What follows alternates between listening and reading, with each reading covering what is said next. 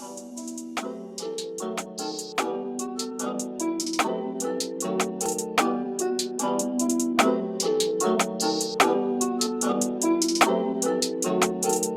in the big leagues, told her don't miss me. Ballin' like Houston, ayy, feeling like Whitney. I need a bag, bruh, send it through quickly. I'm making hits, dog, like I'm in the big leagues. Told him that I gotta go, dog. I'm riding the road, y'all. I think that I'm back in my bag now. So I need that go, y'all. Got hits when he throwing the fastball. Just too quick for it, peeling off like the whip orange. Seen they effort, this piss poor. I got too much, I gotta tend to. Car payments and the rent due. Told y'all that I'm 6 foot, but with the money statement, I'm 10-2. Too much that I've been through, so I put it. Ladies and gentlemen, welcome to another episode of Snake Bit, the paintball podcast that brings you all things paintball. We hit it all in here, from what's going on nationally with the NXL Pro Division to the lower divisional levels and regional leagues and more. We bring shine to the recreational paintball player as well as the tournament player, and love to bring some shine to the growing paintball scene here in Colorado, as well as my home field, Dynamic Paintball and Airsoft, located in Aurora, Colorado. If you want to come check out an awesome field with a great owner, with a great atmosphere, come check it out. It's open Saturdays and Sundays all year long from 9 a.m. to 5 p.m. They do private parties as well and have stuff for all levels of paintball, from the little guys all the way up to the speedballers. If you want their phone number, it is 303-799-9911. And without further ado, let's go ahead and jump into the podcast. Welcome back to the Snake Bit podcast. Thank you guys for tuning in. First off, happy National EOD Day.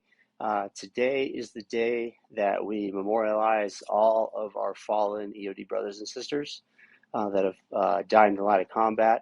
So if there's any EOD techs out there watching or listening, happy National EOD Day, and make sure to do a toast to our fallen brothers and sisters. Unfortunately, there's a lot of them, and sorry to start out the show on a little bit of a morbid topic, but it's something I'm very proud of, being EOD, and I'm very proud of my service and my time that I've done, and all the things I've been able to do, and I'm happy to memorialize all my friends that have laid down their lives for this country. So happy National EOD Day, and don't forget to go out there and thank a veteran in your life for what they've done and what they've sacrificed, because they do a lot. Secondly, sorry for the delay in putting episode 2 out. My kids kind of destroyed my screen on my computer, and I couldn't get the camera and stuff to work, so had to send it off and get the screen replaced. Luckily, it was covered under warranty, so thank you, Apple, for that. But yeah, so that's why it's taking so long.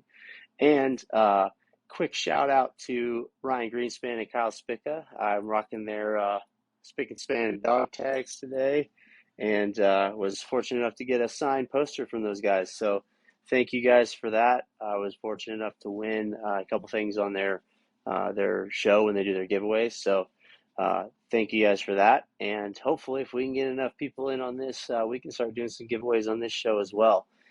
Just kind of trying to keep it growing, keep it going, and get more paintball out there. You'll notice, unfortunately, I wasn't able to hit the time frame with having to send the computer in and get it fixed to do a guest on this show like I wanted to. I was supposed to have Mike on here, but time frame didn't kind of work, and had to improvise. But he'll be on episode 3. We're going to have him call in and share his experience. Mike is a old school pro ball player from a long time ago.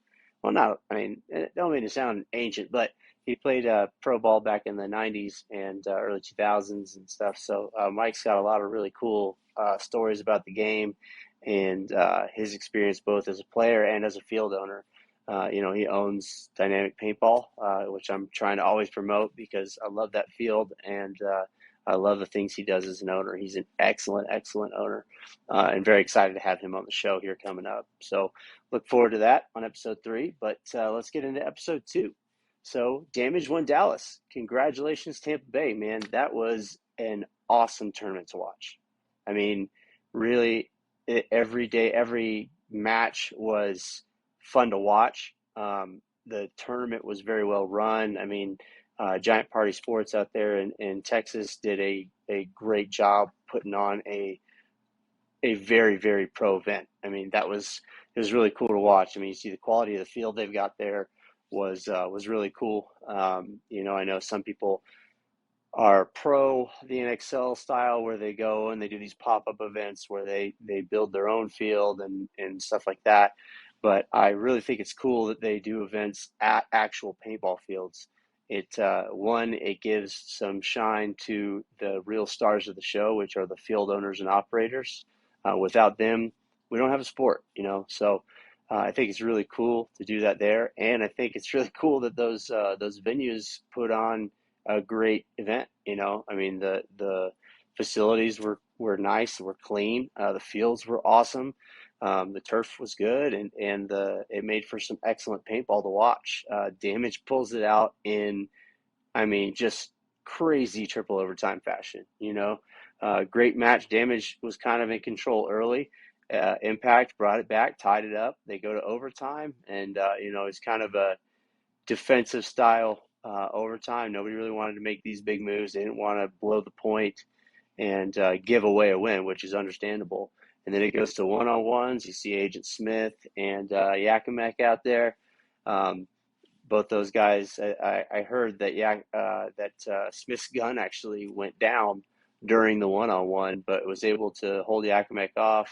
And then Jason Edwards goes out there and shoots out BC over there on the Dorito side, snaps him off, calls a shot, and walks it off. That was, I mean, just awesome to watch. And I mean, you couldn't write a better story. Really happy for the Damage guys. They've been grinding for a long time, and at one point in time, they were the top dogs in the sport.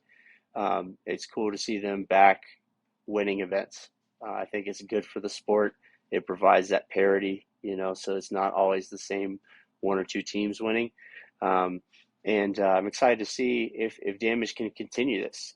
They've kind of had the short end of the stick in their draws on Sundays. They always seem to be in Dynasty's side of the bracket, and Dynasty kind of has their number. Dynasty beat them in prelims in the bracket of death. You got Damage, Dynasty, X Factor, and an AC Diesel team that was playing well. It was that bracket was insane.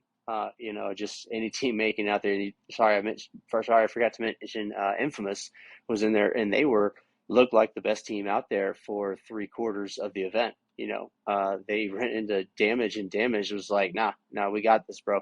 So, I mean, really hats off to them. I think it was a great event to watch, and it was really cool to see Damage put it together, get through the bracket of death, get to Sunday, and finally push through and win the event. Because I think, Matt Marshall and those guys have been talking about it every event for the last year that, Damage has a chance. They are one of the teams that just, if they put it together and things happen right for them, they're a team that can definitely win an event, and they were able to pull this one off. Really cool to see, and we'll see if they can continue this run or if Dynasty goes back in the Mid-Atlantic major and shows that they're still a top dog. Super fun layout. Let's talk about blind layouts. A lot of people have strong feelings one way or the other. I can definitely understand both arguments. I can understand the argument that having the layout early and being able to practice on it, work out on it, shows which teams are putting in the most work and which teams can figure out a field over the course of a couple of weeks the best and really know how to play the field well. I can also understand the blind layout side, and I'm kind of a blind layout guy. I think it shows a different skill set. It shows the ability to spend the time walking the field and figuring it out and adjusting as the event goes on how the field's supposed to be played, the best way to play it. So I like blind layouts. I can understand the other side of the argument. I definitely think that like World Cup and those bigger events should be layout should be known and give teams time to work on it. But I love what the NXL is doing with this blind layout, especially this one. This one was crazy looking. You had a reverse mirrored field that had a snake side and a Dorito side on both sides of the field. So it was really cool, and it definitely showed which teams could put it together and adjust on the fly, kind of be a little bit more dynamic out there for sure. So it was really cool to watch. And like I said, I love what the NXL is doing, that they're giving both some shine to these field owners, and they're showing something different, right? They're showing us a new style of play. Actually, it's an old style of play, kind of. I mean, back in the day, you had to walk, 5 to 7 different layouts on field walking day, and figure those out. So going to a system where we have the layouts 2 weeks prior is pretty cool, because it gives you a chance to really hone in those shots, those lanes, those areas of the field that you need to really control, and find a way to create offense off of. But I think it's really cool to show something different, and to kind of challenge the pros in a different way, and all players in a different way. So I think it's really cool. I mean, I think one of the things that I love at our field is the layout changes, not weekly, but pretty much every other week or so. There's a new layout out there. I think that's really cool. It definitely challenges. It was cool to see. We set up the layout on our field on Friday or Saturday, and played it over the weekend, the same weekend the tournament was going on. And so it was cool to see, especially on Sunday. We had like 6 or 7 teams out there, and we had some walk-on, like put together teams, um, and see which teams could figure it out the fastest, and figure out how to control this field and how to play it the best. Um, I think it was really cool to see. And from a divisional standpoint, all of our guys are either D4, D5. We have a couple guys that have played at the higher level, D3, some semi-pro guys. I think we have 1 or 2 guys with some pro experience. But certainly most of them are younger guys, and so seeing them try and put it together, the team that I coach and I play for, Entourage, um, they were one of the teams that really put it together the fastest. We have a lot more experience on that team than some of the other guys out there. And I was reffing on the speedball field all day Sunday, and I was talking to Entourage in like a little break, and talking to them, and nobody had been playing that 50 brick, like making that run into the other team's brick to be able to shoot out their Dorito side guy, because a lot of the points when we were playing it, a lot of the points were getting pulled out from the downhill side on the Doritos. That guy was able to get in there, shoot across, and then wrap and shoot the snake guy out, and they were pulling out a lot of points from that spot. And nobody was making that run, that aggressive breakout run, because you were blocked out pretty well. So I talked to one of our guys that plays the center, said, "Hey man, go, just try it once, run into their brick, shoot out that Dorito guy, and then flip and start putting pressure on their snake." And so he went in, he made the run, shot out their Dorito dude, turned around, shot the snake too, and then he ended up getting shot out, but he took 2 players with him. That allowed our snake guy to wrap and start putting pressure on them, and go just kind of wrap and go. And that was really cool to watch. And then once we started doing it, started kind of giving that tip to some of the other teams to be like, "Hey, maybe you should try this." And so saw some other teams do it, and it was really cool to watch. But certainly not at the pro level yet, but it was really cool to see that from our perspective, versus watching the pro guys do it, because they're playing at a totally different headspace, totally different level than our guys are. But it was really fun to watch. One of the questions I wanted to pose to the audience, and certainly if you're watching this on YouTube, love for you to comment down and let me know what you think. Do you think blind layouts, does it showcase the best possible paintball? And is it something we should be doing more often at the tournament level? Like, should tournaments be offering more blind layout tournaments? I think it would be something fun to see. Certainly would like some events to be posted layout, get the 2 weeks on it.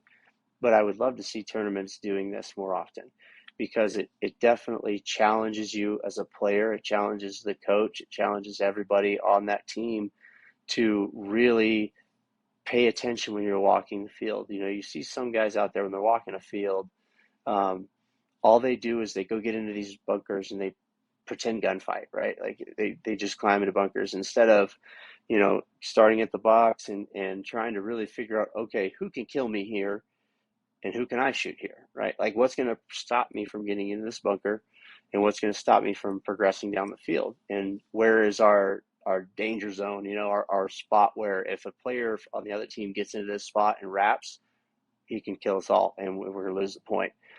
Those are the areas you really got to identify first. And that's really on the coach and the captains of the team, the leaders on the team, to figure out those spots. Because if you can't figure out those spots, you're going to lose a lot of points. And I think blind layouts do show some of the best paintball because it shows which teams can adjust and can make that adjustment in a game, right? Because especially early on in the tournament in a blind layout, teams will be playing the field differently, right? You're going to see some guys trying some different things to see if I can get away with it, see if I can get away with going to 50 on the break, see if I can get away with sneaking onto their side of the field off the break. And that, I think, showcases some of the best paintball out there because it shows what teams can figure that out and counter it, right? Like if a guy is getting into our side of the field off the break, okay, we've got to figure out a way to get that guy out so he doesn't keep shooting us all, right? So which teams can adjust and make those adjustments in game and adjust to how the field should be played. And then as the tournament kind of progresses, you'll start to see teams playing the same spots more often. But the teams that put it together the quickest are usually the teams that win the event. And I think it should be more often. I think we should see more blind layouts because most tournaments now are going to the posted layout, and I'd love to see more blind. I think it challenges guys, especially newer teams and newer guys to the sport who haven't had those tournaments where you have to walk 7 different layouts and figure out all 7 how we're going to play them in one day. Certainly, it's a skill set that's kind of dying, and I think Joey mentioned it on the PTG podcast that it was like the first time in a while you saw all the pro teams there all day, every day. And so you had mass participation, which you don't normally see when they already have the layout. Most teams, they show up, whatever their showtime is before their game. They get ready, they go play their 2 games, they walk around for a little bit, and they're gone. And so it was cool to see that out there, certainly. And you saw dudes out there for hours on the layout. On Thursday, you just saw everybody was out there, with their notepads putting in the work, right? And it definitely showed itself through the course of the event, which teams really paid attention and which teams kind of really took it seriously, honestly. Watching Dynasty's first 2 matches, it was kind of a shocker to most people that Dynasty wasn't there on Sunday. They had a really rough day on Friday. The first match against X Factor kind of looked like they got killed by penalties. It seemed like every point there was a minor and a major going up, or 2 minors. Like it was crazy because it was right off the break. You'd see penalties all over the place, and so Dynasty lost a close game that without those penalties they probably win. And to me, that kind of shows we're not taking it as seriously as we should in prep for the tournament.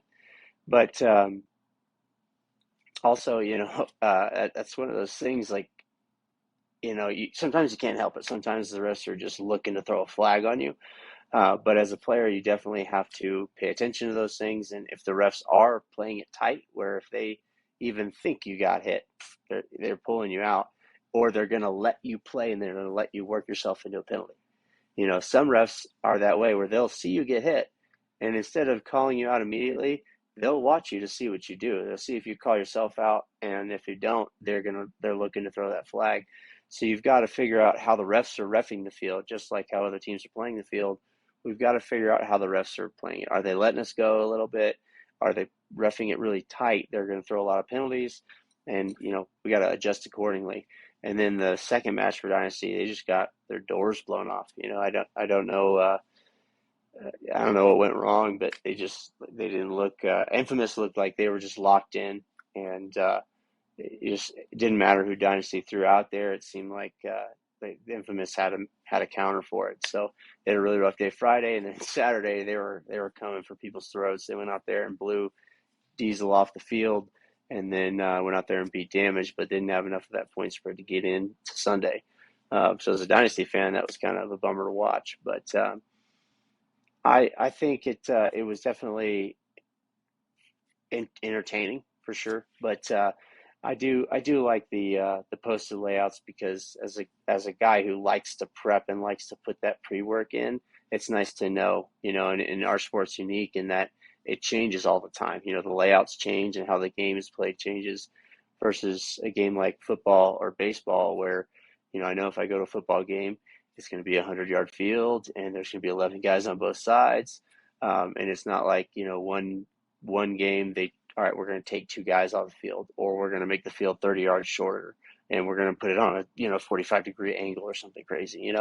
The game doesn't change; it's the same all the time, and just like baseball, paintball, we're constantly having to adjust and to try new things, which I think is really cool, unique thing to our sport. But I think that's why you have that case for the practices on the layout and getting the layout early, especially as someone who enjoys putting in that work. I like having the layouts early. I also like seeing that skill set of being able to walk the field and put it together out there.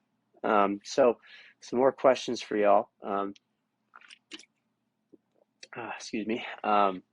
So do you think blind layouts, do we think they help or hinder the top teams in the league? Um, Marcelo brought up a very interesting point that, and it's not so much blind layout related as their bracket related, um, that their first game they were playing X Factor, and X Factor already had a game on that field, on that layout. So X Factor was already warmed up. They kind of knew how the field was playing, and they were able to eventually win. Um, but I see where Marcelo's coming from. I mean, and certainly if you're the top dog, it should be your choice. Honestly, I think you should be able to say, hey, we want to play the afternoon bracket, or hey, we want to play the early bracket, right? That should be a choice offered to that team. And then when they go into scheduling, they say, okay, the top team wanted to play the late game, so let's give them the afternoon layout breakout, right? Um, and I think the blind layouts, they bring the cream to the top, really. I mean, at the end of the day, the best teams are going to be the best teams, and it doesn't really change. I mean, you'll see some teams challenge. Like right now, we're seeing ML Kings playing really well. Hurricanes is out there making some noise. Aftermath has made a really cool resurgence. They're playing great paintball, and level is certainly challenging. But you still have those top dogs out there. You got Dynasty, Heat, Damage, Impact, and Saints. Those are guys that are, and you could throw X Factor in there. They've been kind of up and down this year. I think they're still trying to figure out life without Arch out there. But those top teams are always going to be the top teams. This was the one event where obviously Dynasty didn't play well, but the top teams still, you had Impact, Heat, and Damage all figured it out, and really like Damage ran a racket on their, or not really a racket on their bracket. I think they were one of the teams that went. I don't know if they went 2-2 or 3-1, but Impact went 3-0 or 4-0 in their bracket. Damage went 2-2, and then Infamous, who's another consistent Sunday team, they went 3-1, I think, in their bracket. So the top teams, I think, are still going to rise to the top, even if it's a blind layout, because that's one of the reasons they're the top teams. They are smart paintball players. They've got the talent. They're still going to be able to figure out how to lock you down, and they're going to have the guys that can go out there and create offense. which is really what you need right now. Like you need some guys that can lock down some zones, lock down those areas of the field where you can't allow a guy to get in, and then let the other guys go out there and eat. Let them go create. That's what they do best, right?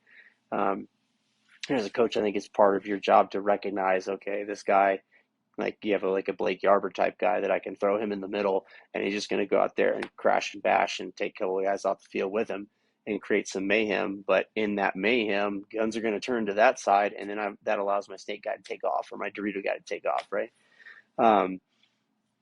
I think the top teams are always, no matter what the situation, whether it's a blind layout, whether they've had 2 weeks, whether they've had a month on a layout, whatever it is, they're going to kind of rise to the top.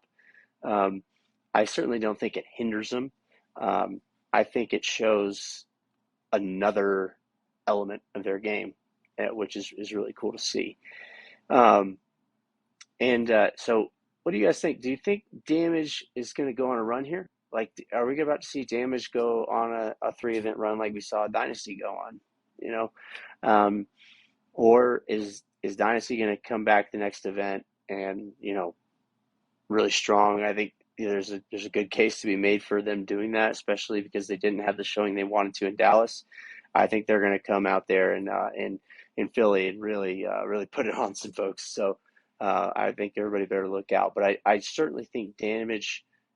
A lot of teams, once they get over that hump, whatever that hump is, like whether it's getting into Sunday, or whether it's the quarterfinals, or the semifinals, or one specific team, once they get over that hump, now it's like they can take this really, like, they can take a deep breath and there's like a weight off their shoulders, and now they're playing really, really well. And I think Damage is one of those teams that, like we said, they've been around for a while, and a hot pick for a while, if you will, that everybody kind of says, hey, like Damage can win this event.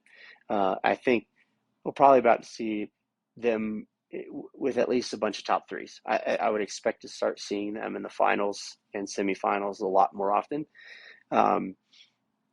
It'll be interesting to see if they match up again with Dynasty on Sundays, because that's kind of been their hurdle, and they still haven't gotten over that one. And I think until they do, it's hard to say they're going to go on a run and they're the team to beat, right?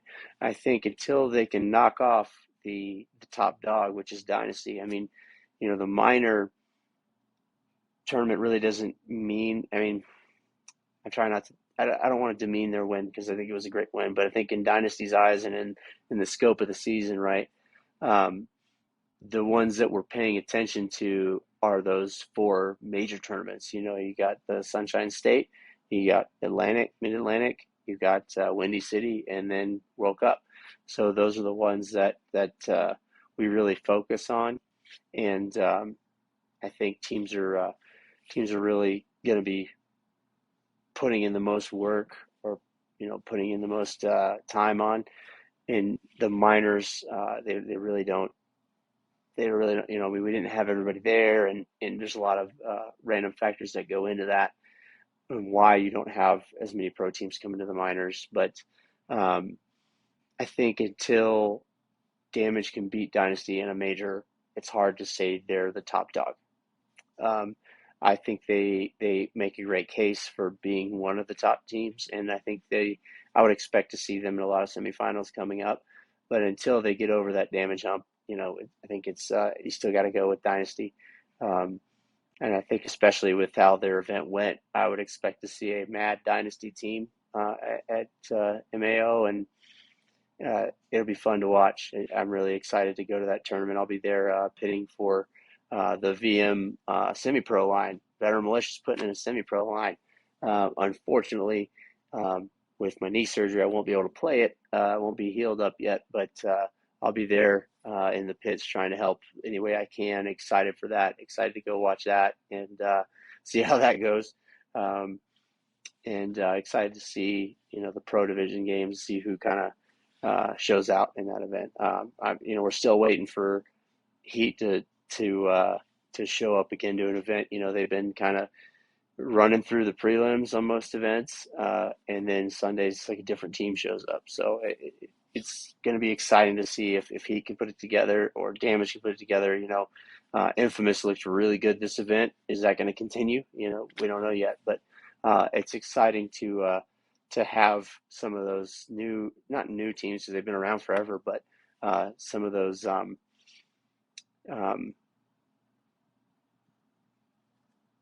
tier 2, tier 3 level teams kind of coming out there and making some noise. I think it's really good for the league. It's really good for the sport to have some parity in there. So I'm excited, and I hope Damage goes out there and wins another. I hope they go out and win Mid Atlantic. That would be really cool. And then you can definitely say they're the top dog and team to beat. So the question got brought up to me.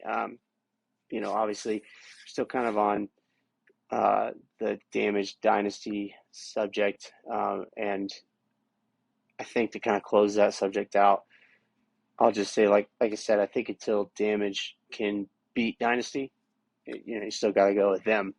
And the question got brought up to me about blind layouts at practice the other day, about what teams can do to have success at a blind layout. Like, how do you prep for that? Without knowing the layout, you can't practice it. So what can you do to have success at those events? I think you got to test yourself. And what I mean by that is, like I said, at Dynamic, we have a different layout pretty much every other week.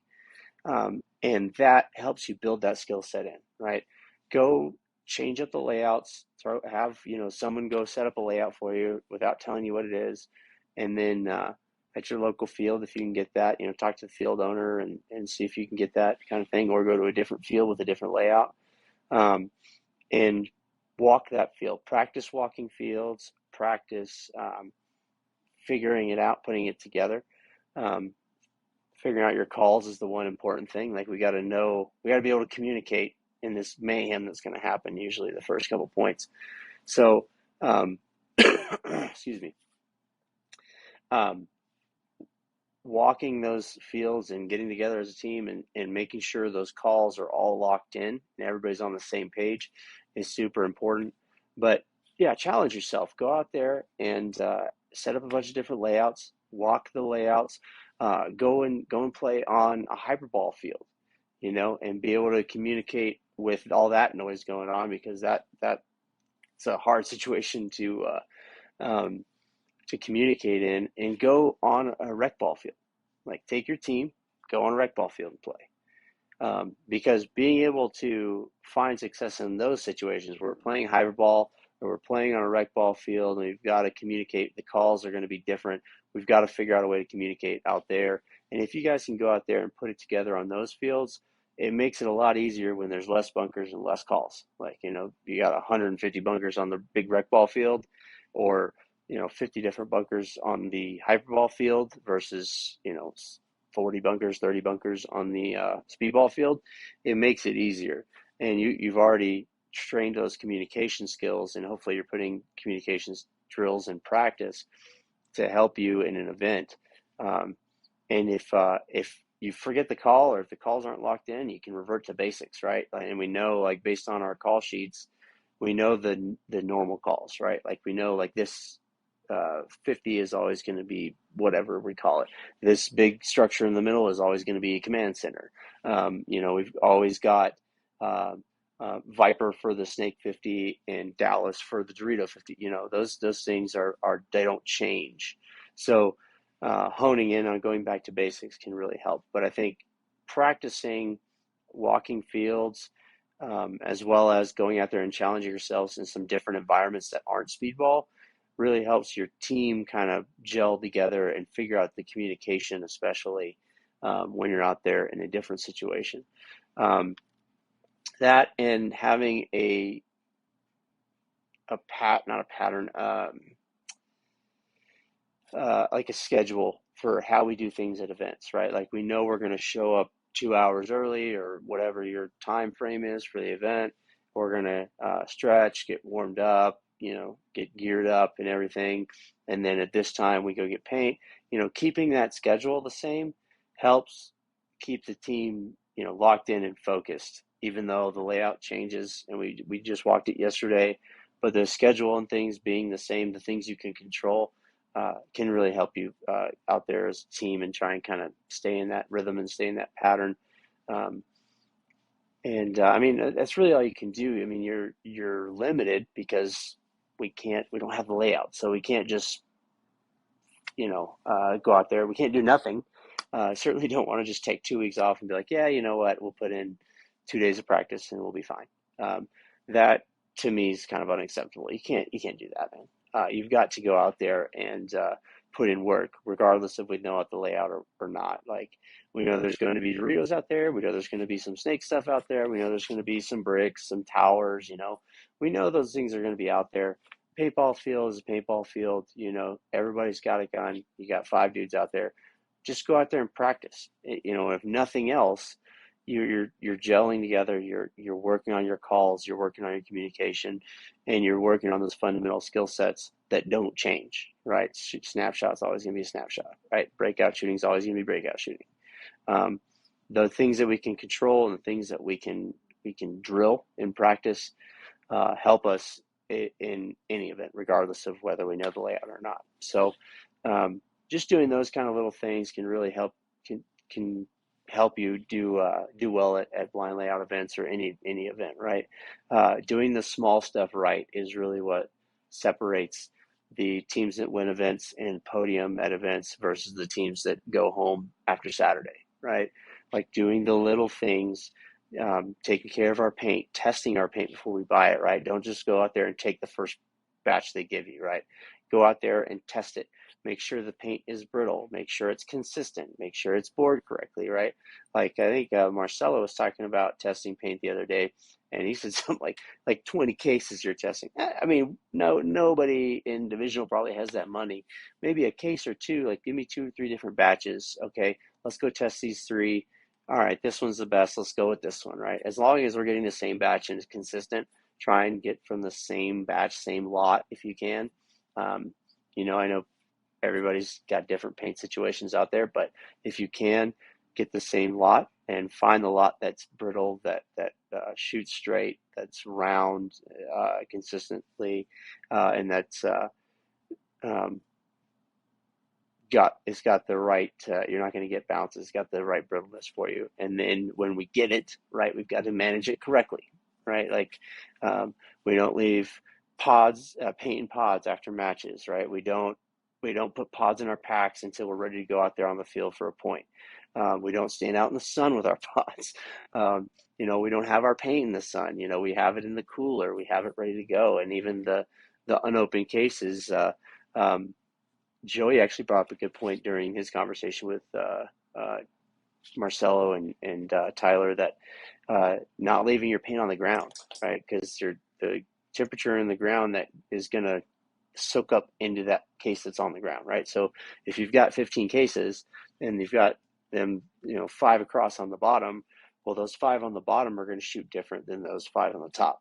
So keeping it off the ground, keeping it in the shade, keeping it in the cooler if we can, right?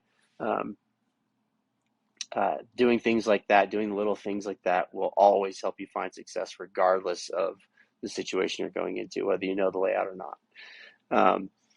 And even though we can't practice a blind layout, how do we mentally prepare for it, right? Like, as a player, how do we get in the right headspace for a tournament like that? I think everybody's got their own kind of hype up routine, if you will.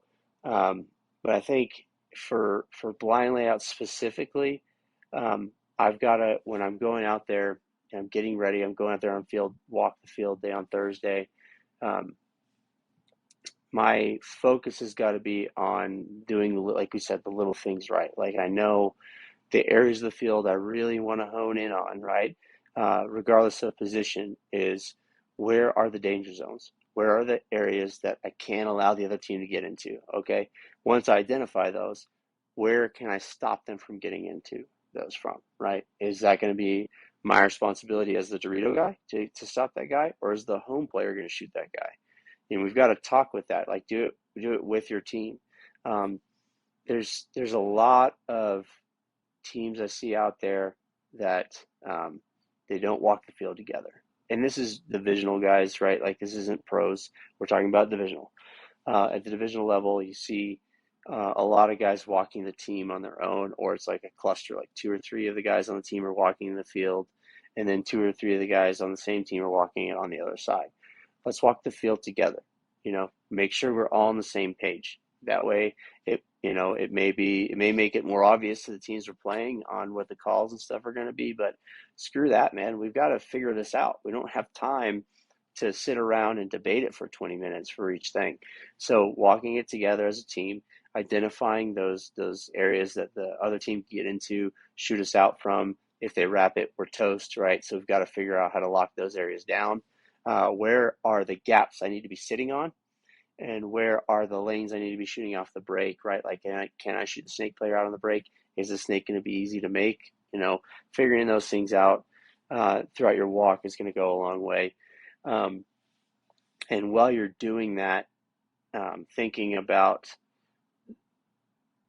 my assignment typically, right? As a front player, like say snake player, for instance, right? If I'm the snake front player, the attacker on the snake side, my job is to take 2 guys off the field, right? I want to shoot one guy, whether it's the crossfield shot on a Dorito side or whether it's shooting out the home player or whoever, and then I want to take out my mirror, right?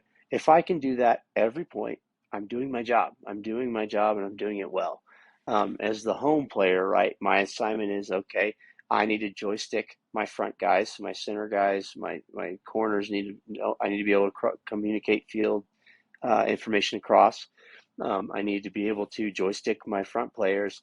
At the same time, I need to remember my assignment and be staying on that assignment. Like there's nothing that says I can't shoot a lane and turn my head and talk at the same time, right? Like practicing stuff like that when you're in drill day or when you're at practice goes a long way, because one guy with his gun up in the air, leaned up against his bunker, shouting stuff for half the match. Yeah, that's good that you're communicating, but we're basically playing a 4-on-5 if you're not into the fight, right? So get into the fight as a home player. Get into the fight, joystick your front players, do your job. And if we know what our job is fundamentally, like whether I'm a back player, whether I'm a front player, whether I'm the center guy, right?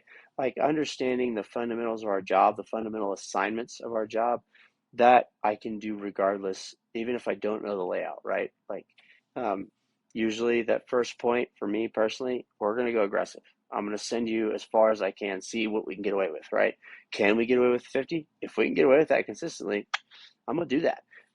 If we can run into their brick consistently, like Adam on our team, once he made that run and realized he could get in there clean, every point, right into their side of the field. And the other teams had no answer for it because they didn't expect the guy to be on their side of the field off the break. And the snake player on the other side was not looking for him. There was a couple of times where he got a little too tall and the snake player saw it, shot him out. But when he was able to stay compact down in his bunker, he was able to consistently shoot out 2 guys, and at least he was taking bodies off the field with him, which is huge, especially if he can take their number one attacker off the field with him. That allows our snake player to wrap and go and start putting pressure on their team. So understanding the fundamentals of your position and what you're supposed to do is something that translates regardless of whether we're playing a known layout or a blind layout. That those fundamentals don't change. The calls typically don't change, right? Like we may have a different name every now and then for something, but typically the calls, the fundamentals of our job, they don't change. They stay the same. So regardless of what kind of tournament we're playing, I can focus on that and say, okay, if everything goes to hell and I don't know what's going on out there and I've lost, communication with people, okay, what are my fundamentals? What is my assignment? Figuring that out and doing that can help you get into that right headspace. And then adjust, be flexible, right? Like understand that it's a layout you haven't practiced. So just like in practice where we say, okay, this might be there, and then we get into the match and that move's not happening, right? Or that bunker is terrible. We get shot out every time, right? Things are going to change throughout the course of a tournament. So be nimble, be adjustable, understand that things change, and you've got to be able to adapt quickly. If you can adapt quickly and be flexible, you're going to do well in the tournament. And have fun, have fun with it, right? Paintball is a fun sport. Don't take yourself too seriously. Enjoy the moment, enjoy what you're doing, and teams that have fun together and enjoy the tournament, enjoy that time out there, they usually play a little bit better, right? Like the teams that are moping around or taking stuff way too seriously, usually the teams that aren't doing well, or when things do go wrong for them, they go way wrong, right? Have fun, enjoy it. It's a game, right? We're out there to play a game, so enjoy it, right? On that subject, let's switch over to the recreational side, right? Like the the lifeblood of our sport is recreational paintball, right? Like the guys and girls going out there with a work group or church group or birthday party or your everyday woods ball paintball players. Those guys and gals, thank you. You are what gives us the opportunity to have tournament paintball, right? Without those people in the industry playing every weekend, right? Like without those guys and girls, we don't have a tournament series. We just don't, because the money wouldn't be there. Most field owners, if you ask them, right, if you go up to your field owner and ask them, their moneymaker is not the speedball field. That's something they do for fun and to help grow the sport, right? Help grow paintball. But that's not where they make their money. They make all their money on the rec ball field. That's where the big money is, because you got more players, right? They're shooting more paint, and they're there every weekend, right? They're there all the time, and we just can't thank those guys and gals enough. And it's fun, right? Like most of us got our start. No, most people don't just start paintball and go right into speedball, right? Most people start in the woods or at scenario games. Like I used to play at Wayne's World of Paintball in Ocala, Florida, one of my favorite fields I've ever played on. It's like 50, 60 acres out there. I remember my very first scenario game out there in I think '99. Um, it was like the scenario was like a War II D-Day kind of thing, and he hired a couple P-52 Mustangs, the fighter planes from World War II, to fly over the field and spray like colored smoke on the field to simulate a strafing run, and the rest ran out and just tagged out like 50 dudes. It was the coolest thing I'd ever seen, and immediately was like, yep, this is what I want to do every day, all day. If I had the opportunity, I'd be out at the paintball field every day, just because I loved it. I mean, I had so much fun. Um, and that's where most of us got our start. So those guys and girls deserve their shine as well, right? Like I remember scenario games used to get a lot of shine because you had some big ones going on, and it's kind of gotten a little bit smaller over the years. There's certainly still some big games out there, but I think as a tournament player, part of something you can do to help the sport, if that's what you want to do, is going out there and just being a spokesperson for your local rec ball field, right? Like go out there, find some buddies at work, find some buddies that you know that maybe you never played paintball before, invite them out, and sacrifice a weekend of speedball to go out there and play on the rec ball field. One, it'll make you a better paintball player, right? Like you're practicing a different skill set. You may learn some things, like you maybe get a little bit more accurate out there because you're making longer shots, right? And you're running through the woods or like running through a bus that we have on our field, or wire spools or whatever it is. But it's a different skill set, and it's a little bit more loose, a little bit more relaxed. You can have fun, right? And it's important to have those days. I encourage, do it as a team. Like be like, hey guys, this weekend we're gonna play on the rec ball field. Just have fun, right? Just enjoy playing the sport. It's important to remember why we play the sport, right? We don't want to just beat our heads against the wall. Um, Obviously, we want to put in work and we want to outwork the other guy. It's also important to remember that this game is fun and that it's why we do it. So go out there and play on the big field and invite your buddies. That's the best thing you can do. Honestly, the best thing you can do for your field and to endear yourself to the field is invite people out, like bring people out, go to work and be like, hey, come play paintball, right? Um, Especially if most of us, like, you have extra stuff for your friends, say, hey, don't worry about rental stuff. I got you. I got extra masks. I got an extra gun. Here's an extra air tank. Go have fun, brother. You know, um, Bringing out people to your field, trust me, your owner will see that, right? The guy that runs the show will see that, and he'll recognize that, and he will love you for it. I promise you. That's the best thing you can do. I know a lot of people are talking about pro paintball or tournament paintball, like we feel like it's right on the cusp of blowing up, right? Well, if we want it to blow up, we need the money to be there. If we need the money to be in the industry, we need to bring more people into the industry. I think one of the things holding us back right now as a sport is that right now participation in the sport drives viewership of the sport, right? So like most of the people watching Go Sports or watching the live streams on Facebook or listening to podcasts and watching YouTube for paintball are paintball players, right? And until we can flip that and make viewership the driver for participation, it's kind of hard for us to take that next step. But if we can continue to grow the industry by bringing more people to our local field and getting them into that same addiction that we have with paintball, um, we're kind of stagnating, right? We're like right at where, okay, we've kind of hit our plateau. Um, but if we're out there constantly um, being ambassadors of the sport, going out there and representing our field well, but inviting people out to the field, constantly telling people about paintball and how much fun it is, and getting them out there at the fields, bring them out, have fun, uh, sacrifice the weekend to go play with your buddies.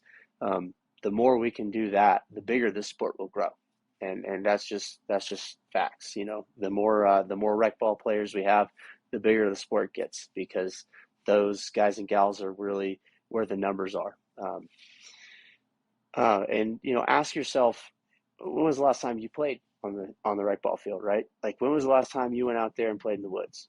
Went and got your tank filled at your field, grabbed a couple bags, and ran out in the woods with your buddies and played paintball. I remember, when I was a kid, that's what we did. We'd go to the scuba shop and get our tanks filled on Thursday or Friday, and then the whole weekend we'd be running around in the woods until our tanks were gone or we ran out of paint. Um, we had a guy at our church actually who was he was a welder, and so he was able to get those big tanks. He went and got a couple big CO2 tanks in a fill station, and then had a big old air compressor, like an industrial size one, and was able to fill compressed air tanks. But he and some of the guys at our church actually went out there and built a field for us in the woods. And I mean, every weekend, that's what we did. When was the last time you did that, right? Like, that's what got you started. So kick it back to that side, right? Like, remind yourself of why you love the game. That's important to do that. And that goes across whatever sport you play, right? Like, constantly remind yourself when you feel like it's getting serious, it's getting too serious, you feel like you're only zoned in on this one thing.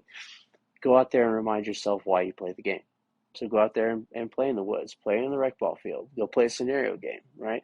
Uh, those things both help grow our sport and help keep things fresh for us as the player. Keep reminding us of why we play the game. And then, so for the rec ball players out there, if you're watching the YouTubes, go ahead and leave a comment. I want to know, are you mag fed or are you traditional style ball player? With the introduction of mag fed and first strike rounds and stuff like that, that was kind of a shocker for me, to be honest. The first time I got out there and got whacked with a first strike round, those things sting. But it was crazy to see these M4 style paintball guns out there. I I didn't know what to make of it. But it's really, really popular now in the rec ball scene, and I think it's really cool. Innovation, um, inspiration out there in the field. I think it's really cool to see some new stuff out there, and to bring some of those, like the airsofters, kind of bring them over to paintball. Like, hey, you can play that same thing. You can have a M4 style paintball gun if you want, and get them out there playing paintball. Kind of convert them over. Um, to have some fun. But yeah, I'd like to hear your thoughts. Why you play MagFed? Is it more because of a paint efficiency thing, where you're trying not to shoot through 10 cases in a weekend, or is it the feel of the paintball markers, the accuracy? What is it that drives you to be a MagFed player versus a traditional player? Um, we have a lot of MagFed guys at our field. We also have a lot of pump guys, and I love watching pump guys go out there and run around with these little mini hoppers and their 10-round tubes. Because like I said, like when I started playing, I was shooting a Brass Eagle Talon, which it was a little 12-gram CO2 canister, pistol style. It was a pump. You had your little 10-round tube in there, and you shoot your round. It was fun, seeing the kind of evolution in the guns, and it's cool to see a throwback like that out there. Um, so, uh, guns used for rec ball, right? Like, obviously, to play rec ball, you don't need to go out there and get a Force or a Shocker or a Lux or something like that. You can play rec ball with anything, right? Personally, I like the Emex. I think those are, man, those Emex, PE did a great job on those guns. I think that might be one of the best guns on the market. Like, when you look at the versatility of it versus any other gun out there, I think that and they just work. They don't break. They just keep going, man. Um, and they're very affordable for a beginner player. I mean, like, if you're beginning playing and you're trying to look for a gun to use for your own, I mean, EMEC you can't go wrong with. I think they still make spiders. I'm not positive, but I think I saw a spider out there somewhere. um, Honestly, like when you're first starting, if you have a friend that plays paintball, borrow gear, right?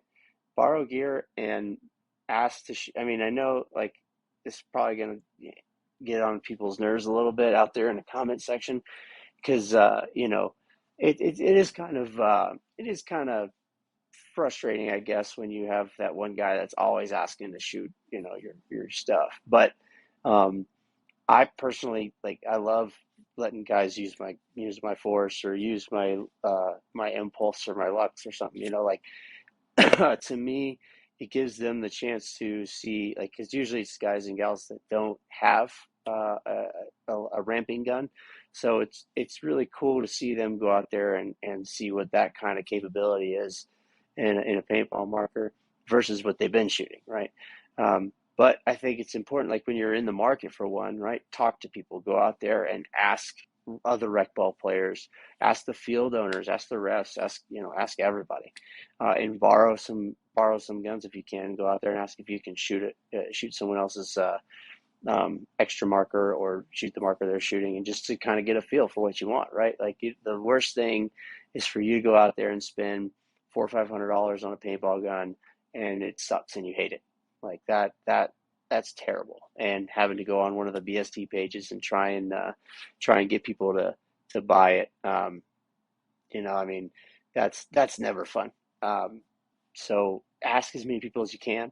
Uh, Ask to shoot other people's stuff. If they'll let you shoot a hopper. I mean, I would have my own paint if I was going to ask people if I could use their stuff, because paint ain't cheap. So you go out there and you shoot through a hopper of someone else's paint. That kind of gets on people's nerves a little bit. So bring your own paint. If you're going to shoot someone else's stuff, be like, hey, here's a bag of paint, or load your own paint in there. Um, and just be kind, right? If you're going to borrow someone's stuff, take care of it. We had a guy last weekend snap a one of the rental guns in half. He was banging it on the ground and literally snapped the whole thing in half. And then, of course, comes up and says, oh, well, it just broke. I don't know what happened. It just broke in half, right? The refs are watching, man. Like, be kind with other people's stuff. I don't know if that's a new thing or if that's a new generation thing or not. I'd hate to blame it on, people's generation, but it's weird to me. I mean, I remember when I was a kid, anytime I borrowed someone's stuff, always try and return it in the, the best possible condition I can, right? Like clean it, make sure it's nice, like take care of it, don't bang it on the ground and stuff. Um, and I mean, it just take care of other people's stuff. That's the point of it. I mean, it's frustrating when people don't value other people's stuff because field owners, they put a lot of money into their fields. They invest not just their time and money, they invest a lot of their heart and soul into their fields. So when you do stuff like that, it just shows a lot of disrespect to the hard work that owners put in. So be kind, rewind, take care of people's stuff. That's the bottom line. So with rec ball side, obviously we have a whole different world in scenario games. If you've never been to a scenario game, I highly recommend it. A quick Google search will show you the fields in your area that have them, or search on Facebook. But they are so much fun. I mean, there was like Wayne's World used to do one in December that was paintball's grand finale, and it was always Star Wars themed. So you had people dressing up as Jedis, you had people dressing up as stormtroopers, Darth Vader. It was so cool, like to me, to go to the events. It still is really cool to go see people out there dressed up to the nines, going out there and playing paintball. Dressed up like a Jedi, or dressed up like a stormtrooper, or dressed up as a Han Solo, for Star Wars theme. And then you got like the war themed ones that are pretty cool. And you got people dressing up like, old school Army GI boots and fatigues and stuff. And it's just so much fun. It's a whole scene, and it's a whole different vibe than the paintball tournament. I'll tell you that for sure. Um, when I was young and still playing it at Wayne's World, there'd be 700-800 people out there. It was insane. And you play for 20. It was like an hour break, I think, for dinner, but other than that, you play like 24 hours straight through. And that was the first time I'd seen paintball tanks, and you get your little card that has your name and your role and all that in there. Like that's just so cool, and it's such a different style from crash and bash 'em speedball field. Like you're used to being so condensed in that little field, and then going to a big scenario field where you may walk for 5 minutes and not see anybody.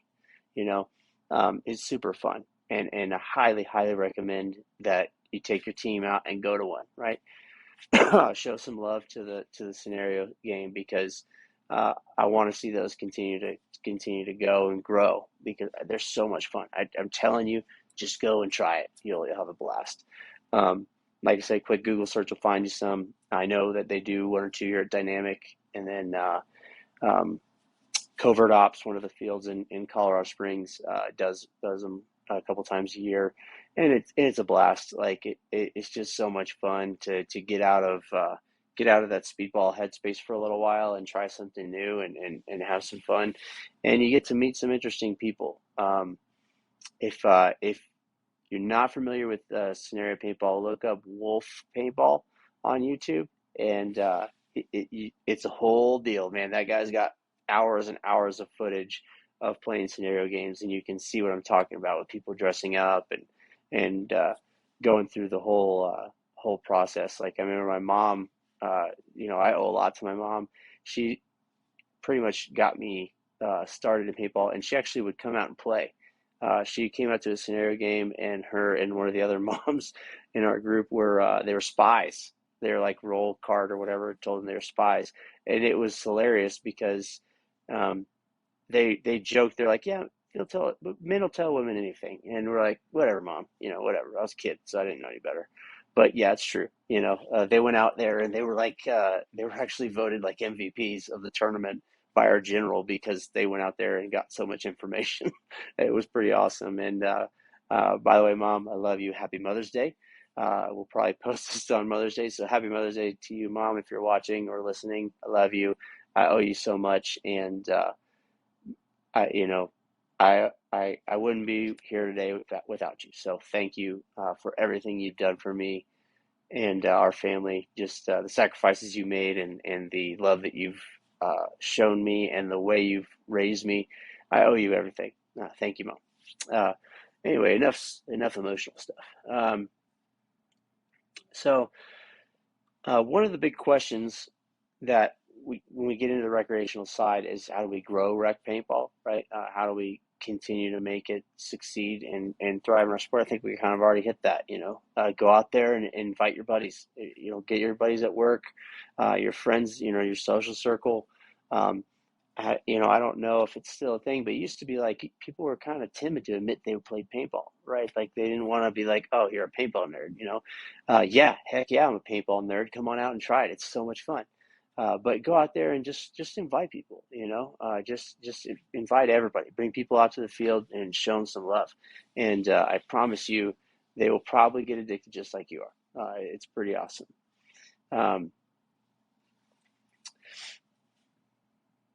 So when we have a rec player, right? When do they, when and how kind of they make that jump across the field? How do we as custodians of the sport help facilitate that transition from playing strictly recreational woods ball to, man, this speedball thing looks fun. I want to go try it out, and eventually, being a full-on tournament player. How do we facilitate that? How do we make sure that that happens in the right way and those guys or girls are taken care of? Um, for us, one of the things that we do is on Sundays, we'll randomly just throw random fives together, right? Throw a random group of five together, because usually when you're making that transition for those newer players, and they're coming over to the speedball field, the thing that usually drives them away is they come out and they either can't get on because it's all teams out there and they don't have anybody else to play with, or they go out there and they're just getting destroyed. Like they are getting bunkered every single point. They're just not having a good time. So, not that we should not play hard out there, but when you have new players and you see players coming over from the rec ball side, it's our job to take care of them, guys and girls. Like it really is, as custodians of the sport, as representatives of the sport. It's kind of our job to recognize, like, this player's new, he needs some coaching, he needs some guidance, right? So take him to the side, give him a couple quick tips and tricks, some quick calls, make sure they understand some of the basics out there, and then bring them on with your team. Be like, hey, come run a few points with our team. Be welcoming. That's the best thing you can do. If you can be welcoming, if you can ensure they have a line to play with, that they get actual spins out there, and that they're not getting destroyed. Like, everybody kind of understands, like, hey, this is a new guy. Don't be a jerk. Don't go out there and just dice them up. You know, you hit them. If you do bunker them, give them one or two. Give them a love tap and then get out. We want to make sure that those players that are coming over stay over, instead of being like, yeah, that was dumb, I hate those guys, go back over to the rec ball field, right? Because then we just lost a future generation player, and we really need to grow those future generations. That's kind of our inherent job, I guess, as a speedball player. Just making sure that we take care of those guys and girls, I think, goes a long way, especially if you're welcoming, and if you say, hey, man, hey girl, kind of jump on our line. Let's see what's going on, man. Have fun. We're here to have fun, and just let them get some spins with you. Give them a chance to play with your team. Maybe even give them one of your guns and be like, hey, run this point with my lugs, or run this point with my force. Have fun. Ensure they have a good time out there. If you do, they'll keep coming back, and then you've built a future generation player, right? That is everything. Being able to build that. So take good care of the sport. And if you're one of those refs out there, or just another player out there, and you see someone kind of bullying or chasing a guy or girl off the field, take it up with them. Say, hey man, don't be a jerk. We want everybody to have a good time out here. We're not pros. Let's have fun, right? Um, so um, with the having fun subject, kind of the last subject I want to talk about tonight, trash talk. So I posed the question in my speedball group for our field on how they feel about it, right? So what is trash talk? So for me, the way I view trash talk and the way I use trash talk, right? I'm not out there to go out there and just be a jerk and, demean the player personally or make them feel little. Um, I I like to joke around, right? Like make a little bit of a joke at them, have fun. It doesn't have to be over the top, to me, like, hey, call your shots, call them out, and then tease them a little bit. Have a good, like, get into them a little bit, and it just lightens the mood a little bit on the field, and can result in some fun times. Um, but I posed the question to the group, and a lot of the response I got was that it's just they think it doesn't have any place on the field. I would respectfully disagree. I think part of speedball and part of especially the tournament side, like trash talk is part of the game, like any other sport, right? Um, and for me, I think as long as it is not directly aimed at one guy all the time, and you're not trying to demean them, like personally, not attack them and say, your mom's so fat. And I'm not I'm not good at those jokes, but don't demean them personally. Don't make them feel small. Don't attack them. As long as we're not doing that, I think it's okay. I think it's fun, and it should be fun, and it also, like, as a tournament player, you can kind of use it as a tool. Um, and I think, like, as long as it's healthy gamesmanship, it's kind of fine. But when we start to get into teasing players personally, kind of going after them and their in personality and stuff, that's when it kind of crosses a little bit of a line into something other than trash talk. This just shouldn't be out there. And so for those out there, if trash talk is a bad thing for the sport, if we think it's that has no place out there, then how do we police it, right? And honestly, like I said, I think it belongs in the game. I think it's part of the game, as long as it's healthy gamesmanship and not malicious. And how we police that, right, is really as whoever is the leader on our team, as well as the refs out there on the field. But the leader on the team needs to make sure that those outlines of what's okay and what's not on our team are defined to everybody on our team, right? Like when you bring a new player on, or even if it's the first time together, when you do that team meeting, we need to make sure we set standards, right? Like we set standards for what's acceptable, what's not, what we expect out of our players, and what's okay and what's not okay. And that is really the best way to police it that I can think of, because if the on the other side of that, the bad way to police it is trying to do it out there on the field in the middle of a match, right? Um, if we feel somebody crossed the line as a player, especially if you're an adult, right? Wait till the point's over, go off the field, and in a calm adult manner, talk to them and say, hey man, I think you kind of crossed the line with that stuff out there. Can we cut that out? Right? And if they're not going to listen to that, then okay, maybe we need to just go talk to whoever's in charge of their team, or talk to the ref, something like that, somebody who's, they can't really tell no to, or if they do, it's not going to be good. Um, that's I think the right way to police it, right? The wrong way obviously is on the field, and if you approach them with aggression, most of the time, especially in a combat sport like paintball, if you approach someone with aggression, you're going to get aggression back, right? And it's just going to elevate the situation into a screaming match, or God forbid, a physical fight. Fighting in paintball really doesn't have a place anymore. It's really not like it used to be a big part of the game. back in the day, there's a lot of brawls out there, but it's not part of the game anymore. And so we need to be able to separate ourselves from that situation and say, okay, I got to take a deep breath first, and I got to approach them with calm reason instead of aggression. Because if I approach them immediately with aggression, they're already on the defensive, and it's just going to elevate the anger for everybody. So be an adult, take a deep breath, approach them with calm reason. If you can't get through to them, then you need to go to whoever's on their team or a ref or a field owner, whoever, right? Go to somebody they can't tell no to. That's the right way, I think, to take care of it. If you disagree or if you have another way, I'd love to hear your answer. Put it in the comments. I'd love to hear from the viewers. I really want to start that back and forth.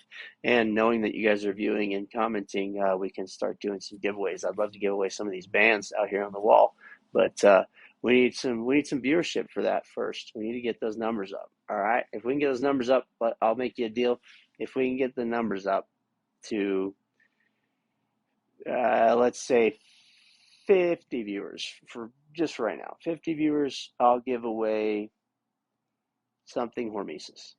All right, I'll make y'all a deal. 50 viewers on this episode, I'll do a Hormesis giveaway on episode 3, which I'd love to do because we'll have Mike O'Lear on, so that'll be really fun. Or maybe we can get David Rahm on that call as well, and then that would be super fun. But let's get those numbers up. Share it. Share the video. Share the Spotify podcast. Share it on Podbean.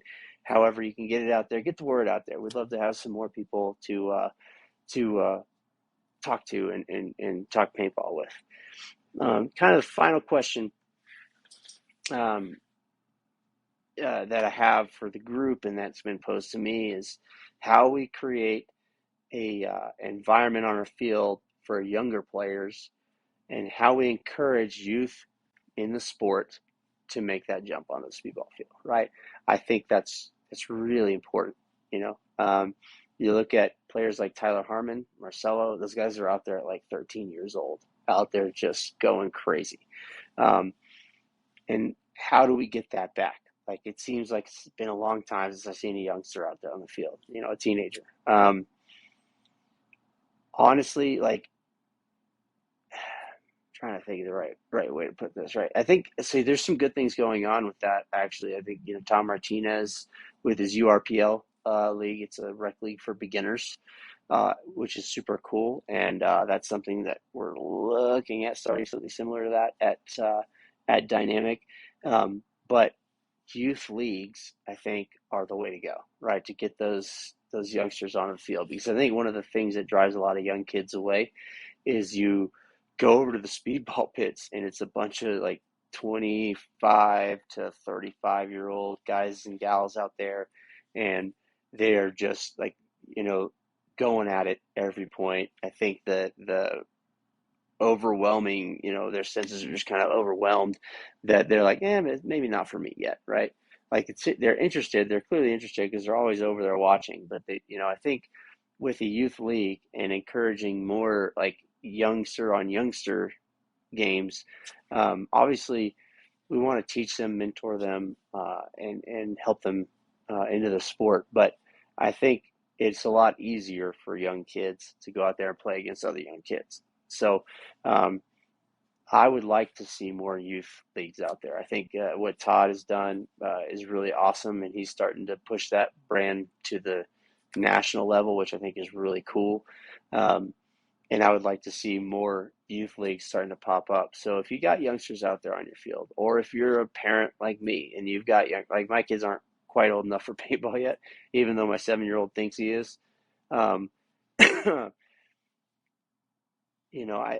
would love to see youth leagues start up, and maybe talk to your field owner about maybe doing a youngster day, like a youth day at your field, and say, hey, this second Sunday of the month or whatever, the speedball field is for, at least the first hour or so, or whatever you want to do, is for 18 under or 16 under, whatever you want to do to get the youngsters encouraged out there. But when we do notice those kids kind of showing interest, I think it's like I said, we're stewards of the profession, stewards of the sport. It's our job to kind of encourage them. Be like, hey man, you want to, like, they they may show up with, like me, with a freaking Spider TL, and some guy was just nice enough to be like, hey man, you could use my nice gun, you could use my autococker instead, and that meant the world to me. So those nice gestures like that, I think, go a long, long way. So when you have youth in your at your field and they're showing that interest, be an encourager of that. Maybe be willing to lend a hand in coaching them, showing them up, and maybe let them shoot your gun. Just I think that goes a long way, and it's something that will create a memory that lasts a long time. So I'd like to see more people encourage that. And let me know in the comments. You got youngsters out at your field. I mean, we've got birthday parties all the time, and we have some of those kids that are in that like 12, 13-year-old range that are like, yeah, I'd love to go over there and try the speedball field. We actually had one of our refs. He had like a whole group of teenagers, and they got the field for like 10 minutes, and they went out there and played, and it was super cool to watch. It really is. I think, being good stewards, being good encouragers and good mentors really makes that transition a lot easier, a lot less overwhelming for these youngsters. So be a good person, be a good steward, and encourage those kids to come on over, because we definitely need youth in the sport again. I definitely would like to see that more often. So we're coming to the end of the episode. I didn't quite do an hour and a half. Hour 19 is not bad. I mean, I can ramble a little bit, but try to make it a little bit shorter for y'all tonight. So closing up, let's put a bow on this. We talked about a lot of stuff. We talked about the blind layout argument that's kind of constantly going on in paintball, pro, con.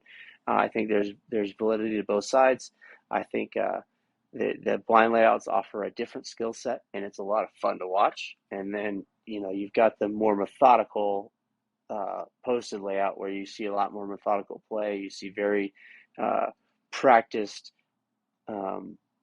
drilled looks out there, and so it definitely gives the pro players that little bit of shine. But I do think the pro players still get some shine on the blind layouts. It shows that you can be versatile and you can be dynamic. Talking about recreational paintball, it's the lifeblood of our sport, guys and gals. We got to keep that going, and we got to be good stewards. Like I said, invite your friends out. We all have plenty of friends that don't play paintball. Get them out on the field.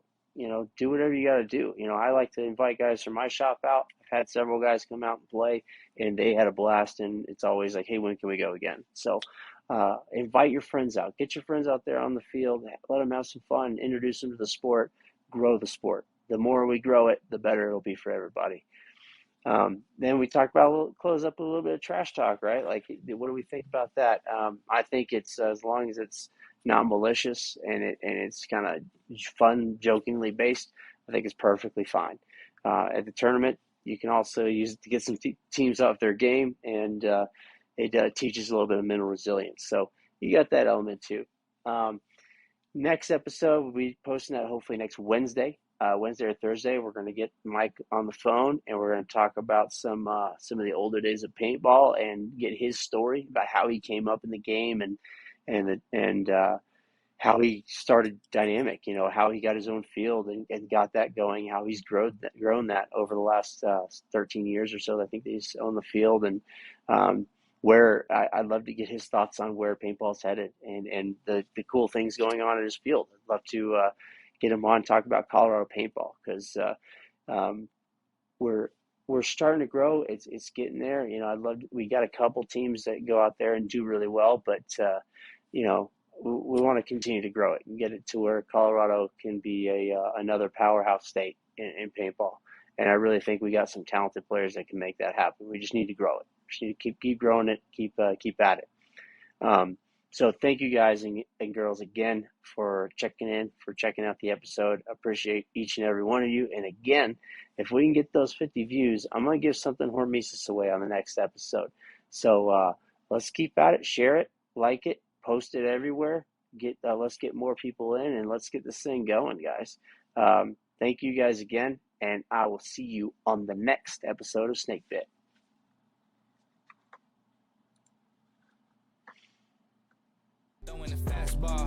Just too quick for it, peeling off like the whip orange. Seen they effort, this piss poor. I got too much I gotta tend to. Car payments and the rent due.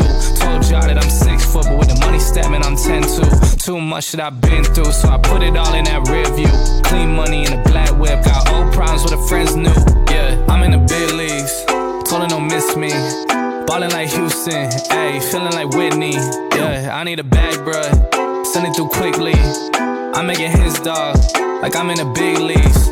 Yeah, I told him I'ma hit it out of stands. I deserve another 100 bands, I deserve another 100 fans. Told them this was always in the plans. I just did it cause they said I can. Blowing euros when I'm down in France. Labels asking how I build a brand. Told them put a check up in my hands. Boy got time, no cap. Made a few checks but they all in the raps. Had a few friends but they stuck in the past. I don't even trip when I'm thinking about that. Hopped in the whip and we all in black. Shawty wanna ride till the hop in the